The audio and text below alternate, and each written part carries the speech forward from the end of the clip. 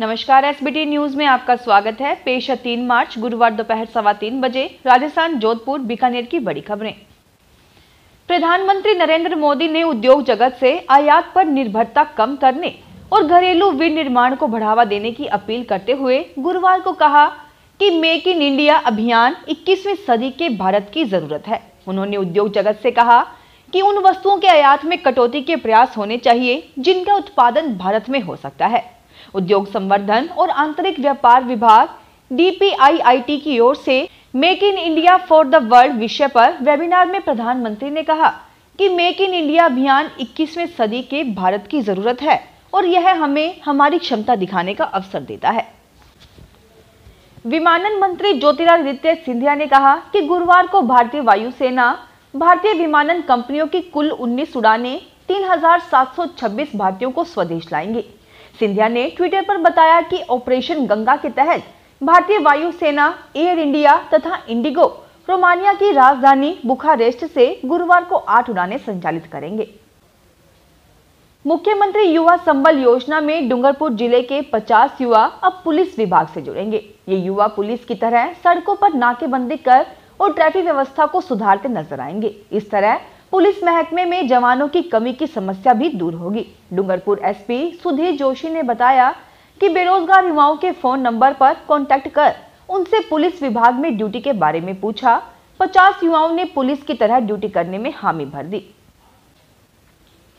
उत्तर प्रदेश में चल रहे विधानसभा चुनाव के बीच कांग्रेस महासचिव प्रियंका गांधी का जयपुर दौरा बन रहा है। प्रियंका गांधी का 7 मार्च की शाम जयपुर आने का कार्यक्रम प्रस्तावित है। बताया जा रहा है कि सरकार की ओर से 8 मार्च को अंतर्राष्ट्रीय महिला दिवस के मौके पर महिला मैराथन का आयोजन किया जा रहा है। इसमें शामिल होने के लिए कांग्रेस महासचिव प्रियंका गांधी का जयपुर दौरा बन रहा है। मैराथन रैली को CM अशोक गहलोत हरी झंडी दिखाएंगे।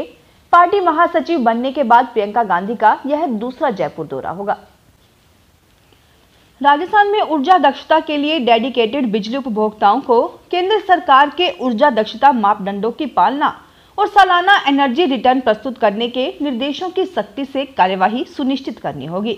इसी क्रम में उदयपुर की लीला होटल को 15 दिन में सूचना प्रस्तुत करने का नोटिस दिया गया है। प्रदेश की 6 कंपनियां इस दायरे में आती है। वहीं अब तक प्रदेश के 86 संस्थान इस कैटेगरी में है।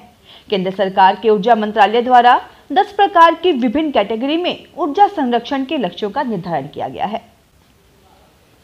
जोधपुर जिले के बिलाड़ा कृषि उपज मंडी को प्रदेश की पहली सौंफ मंडी का दर्जा मुख्यमंत्री ने अपने बजट के दौरान दे दिया है। मंडी को यह दर्जा मिलने के साथ ही देश के बड़े व्यापारियों द्वारा यहां आकर सौंफ खरीदे जाने का मार्ग प्रशस्त हो चुका है। मंडी परिसर में ही इसे विशिष्ट मंडी के रूप में 12 भूखंड आवंटित किए जाएंगे, जिनमें से 4 भूखंड देश के विभिन्न प्रदेशों के व्यापारियों के लिए आरक्षित रहेंगे। सरकार इस मंडी के विकास के लिए अलहदा से बजट भी देने वाली है। बाड़मेर जिले के बालोतरा उपखंड में लूनी नदी में एक बार फिर घोड़ों की टॉप और ऊंटों के करतब देखने को मिलेंगे। तिलवाड़ा गांव के लूनी नदी में आयोजित होने वाले मल्लीनाथ पशु मेले को लेकर प्रशासनिक तैयारियां शुरू हो गई हैं। कोरोना महामारी के कारण पिछले 2 साल से मेले का आयोजन नहीं हो रहा था।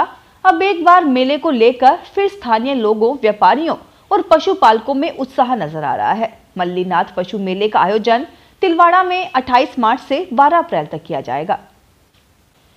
केंद्रीय कार्मिक मंत्रालय ने अन्य सेवाओं से IAS में पदोन्नति की प्रक्रिया पूरी करते हुए बुधवार को राज्य के सांख्यिकी विभाग के निदेशक डॉक्टर ओम प्रकाश बैरवा और राजस्थान राज्य अभिलेखागार अब बीकानेर के निदेशक महेंद्र खड़गावत के IAS में चयन की अधिसूचना जारी कर दी।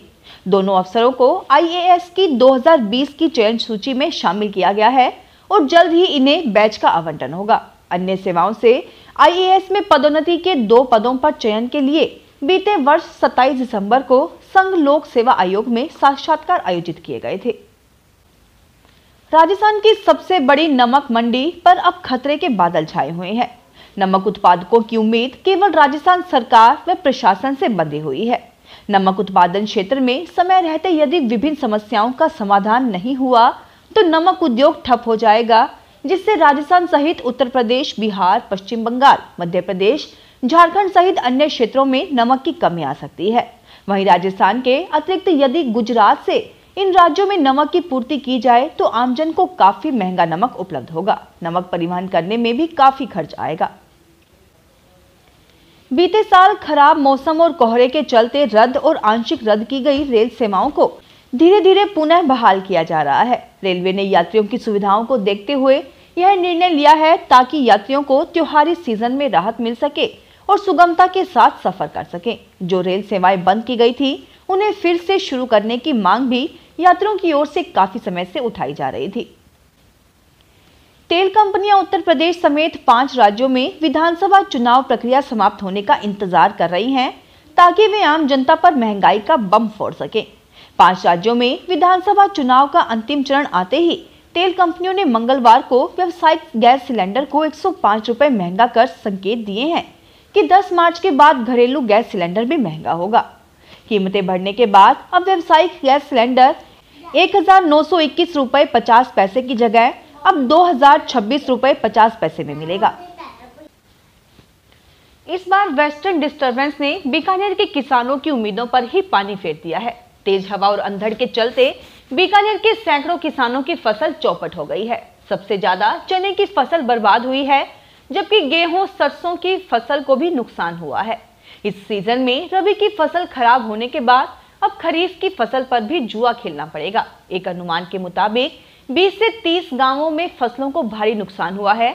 यहां सब जगह चना व सरसों की फसल थी। जोधपुर डिस्कॉम के नवनियुक्त प्रबंध निदेशक प्रमोद टाक के स्वागत का क्रम लगातार जारी है। सोजती गेट व्यापारी संस्था के पदाधिकारियों के प्रतिनिधि मंडल ने जोधपुर डिस्कॉम के नवनियुक्त एमडी प्रमोद टाक का स्वागत कर शुभकामनाएं दी। वहीं लघु उद्योग भारती जोधपुर प्रांत के शिष्टमंडल ने भी राष्ट्रीय महामंत्री घनश्याम ओझा के सानिध्य में टाक का अभिनंदन कर बधाई दी।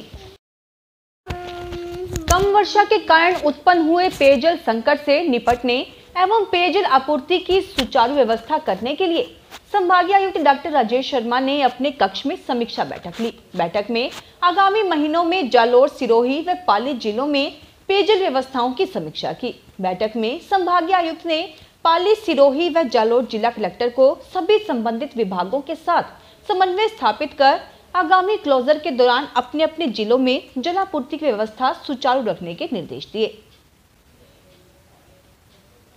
जोधपुर के जिला कलेक्टर हिमांशु गुप्ता ने जालोरी बारी से पुंगलपाड़ा तथा चांदी हॉल से खैरातियों का वास में चल रहे सड़क निर्माण कार्य का अवलोकन किया। इस दौरान जिला कलेक्टर ने सीमेंट के पाइप को बदलकर लोहे के पाइपलाइन बिछाने के निर्देश दिए। जिला कलेक्टर हिमांशु गुप्ता ने निरीक्षण के दौरान सभी संबंधित अधिकारियों को निर्देशित किया कि आगामी त्योहारों को ध्यान में रखते हुए शहर में चल रहे विभिन्न सड़क निर्माण कार्यों को समय पर पूर्ण करें।